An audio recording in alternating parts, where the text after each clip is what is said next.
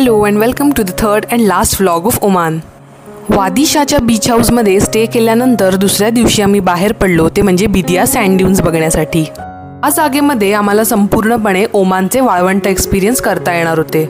या वाळवंटामध्ये फिरण्यासाठी साधी गाडी काहीच कामाची नसते. इथे लागते ती म्हणजे एक प्रॉपर SUV. वादिशा ते बिदियाच्या दिशेने जाताना आम्हाला हळूहळू वाळू दिसायला लागलेली. वादिशावरून बिदियाला पोचायला आम्हाला साधारण 3 तास लागले. हॅलो, आता आम्ही आलोय बिदिया नावाच्या एका प्लेसमध्ये.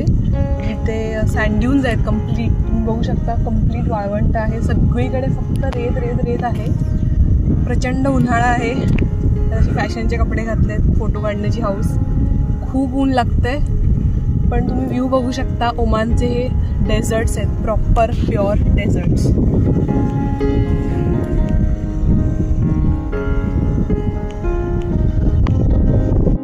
आपली नजर जाईल तिथपर्यंत फक्त आणि फक्त वाळवंटच बघायला मिळतं. आणि छोटी छोटी घरं तुम्हाला मध्ये दिसतील, पण ती ॲक्च्युली लोक राहतात अशी घरं आहेत. इथल्या या लोकल्स लोकांकडे कॅमल्स आहेत स्वतःचे, किंवा लोकरीने विणलेल्या काही गोष्टी ती लोक विकतात आणि त्याच्यावरच त्यांचं पोट चालतं. त्याचबरोबर कॅमल राईड किंवा डेझर्ट कॅम्पिंग सारख्या फॅसिलिटीज ऑफर करतात आणि त्याच्यावरही त्यांचा उदरनिर्वाह होतो.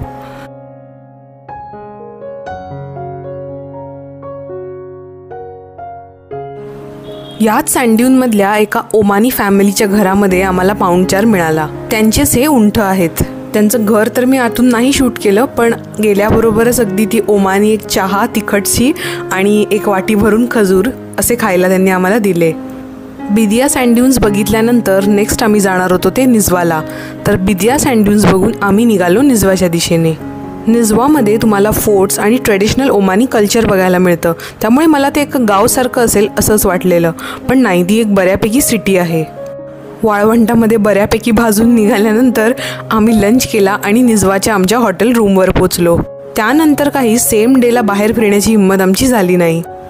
दुसऱ्या दिवशी सकाळीसुद्धा कुठेही बाहेर पडून फिरण्यापेक्षा आम्ही आरामच केला रूमवर आणि डायरेक्ट संध्याकाळी 4ला निझवा फोर्ट बघायला निघालो. रूमपासून फोर्टचं डिस्टन्स जास्त नसल्यामुळे अगदी एक 10 ते 15 मिनिटातच आम्ही फोर्ट बघण्यासाठी पोचून गेलो. हा फोर्ट बांधला गेला होता 17th सेंचुरीमध्ये बाय यरुबा डायनेस्टी. या फोर्टची entry fee approximately 5 Omani rial per person आहे आणि त्याचबरोबर इथल्या लोकल ओमानी लोकांसाठी इथे एंट्री फी 2 ओमानी रियालची आहे. या फोर्टमध्ये ट्रेडिशनल ओमानी आणि इस्लामिक आर्किटेक्चरल स्टाईल्सचा एक ब्लेंड बघायला मिळतो. टी, कॉफी आणि स्नॅक्स प्रोव्हाइड करणारं एक कॅफेसुद्धा इथे आतमध्येच आहे. ओमानच्या इमाम लोकांसाठीचा हा एक defensive structure and as a seat of power act करेल ह्या पर्पजने हा फोर्ट बांधला गेलेला.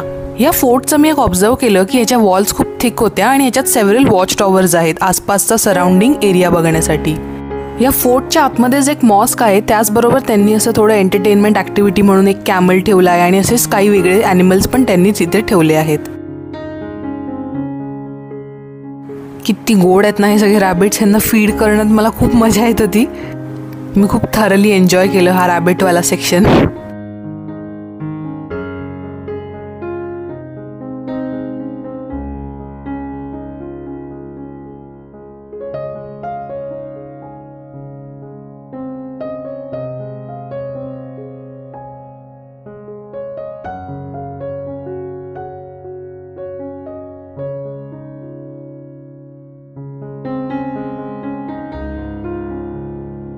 मला या कॅमलसोबत फोटो काढायचा होता, पण तो इतका फिरत होता की मला भीती वाटत होती आणि त्याला काही थांबायचं नव्हतं. कॅमलसोबतच अरेबियन ऑरिक्स, गोट्स, हेन्स हेही तिकडे होते.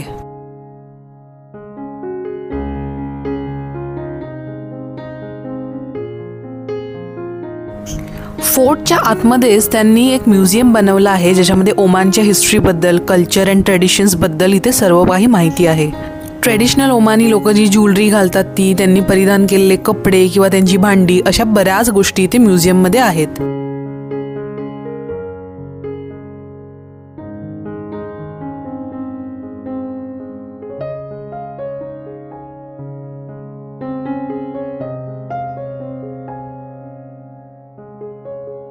फोर्टमधल्या प्रत्येक रूमच्या बाहेर एक डिस्क्रिप्शनची पाटी आहे की तो रूम कोणत्या पर्पजसाठी यूज केला जात होता किंवा तो कोणाला बिलॉंग करत होता हे सांगण्याची.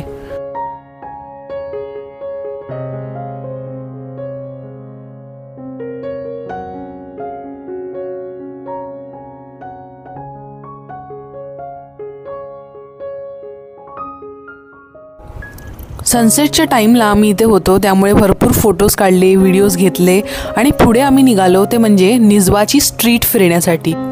ही मला प्लेस खूप कलरफुल वाटली आणि ओव्हरऑल हॅपनिंग, जॉयफुल अशी इथे एक वाईब आली. ते बघून झाल्यानंतर आम्ही पोचलो निझवा सूकमध्ये. ॲज यू ऑल नो, सूक म्हणजे मार्केट. तर इथे मातीच्या भांड्यांची आणि विविध प्रकारची अशी माठ आणि बऱ्याच गोष्टी इथे होत्या. पण इथे या वस्तू विकत घेण्यामध्ये काहीच सेन्स नाही आहे, कारण की आपल्या इंडियामध्ये ह्याच वस्तू खूप स्वस्तामध्ये आपल्याला मिळून जातात.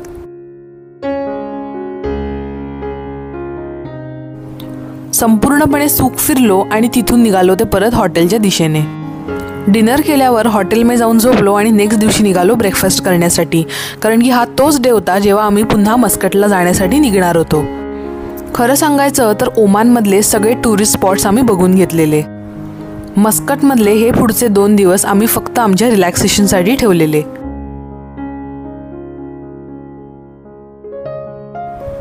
गाडीच्या बाहेर सुंदर नजारे बघत 1.5 तासाचा प्रवास कधी संपला निझवा टू मस्कटचा हे कळलंच नाही. बाहेरच्या बाहेरच लंच करून डायरेक्ट हॉटेलमध्ये आम्ही चेक इन केलं. रूमवर जाऊन आराम केल्यानंतर संध्याकाळी असंच कुरुम बीचवर फिरण्यासाठी आम्ही बाहेर पडलो. पण कुरुम बीचला जाण्याआधी इथे हे बी लबान म्हणून एक आईस्क्रीम सेंटर आहे, तिथे आम्ही गेलो. ह्याचा डिटेल्ड व्हिडिओ शॉर्ट्स फॉर्ममध्ये येईलच. जसं मी मगाशी म्हटलं की सगळंच फिरून झालेलं आणि आम्ही नुसतंच चिल करणार होतो, सो आम्ही इथेच असंच टाईमपास करत होतो आणि त्यानंतर आम्ही बीचवर वॉकसाठी गेलो. फेबमध्ये गेल्यामुळे संध्याकाळचं इथे टेम्परेचर बऱ्यापैकी ड्रॉप होतं आणि समुद्रकिनारी छान रिलॅक्स करता येतं.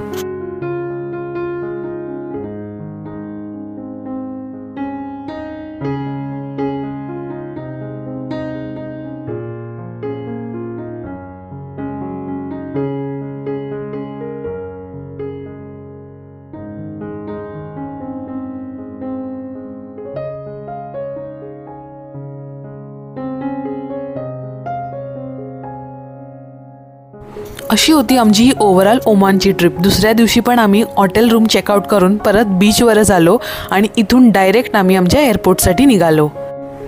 कशी वाटली तुम्हाला ही ओमान सिरीज? व्हिडिओ आवडला असेल तर लाईक नक्की करा आणि मला कमेंट करून सुद्धा सांगा. Till then, bye bye.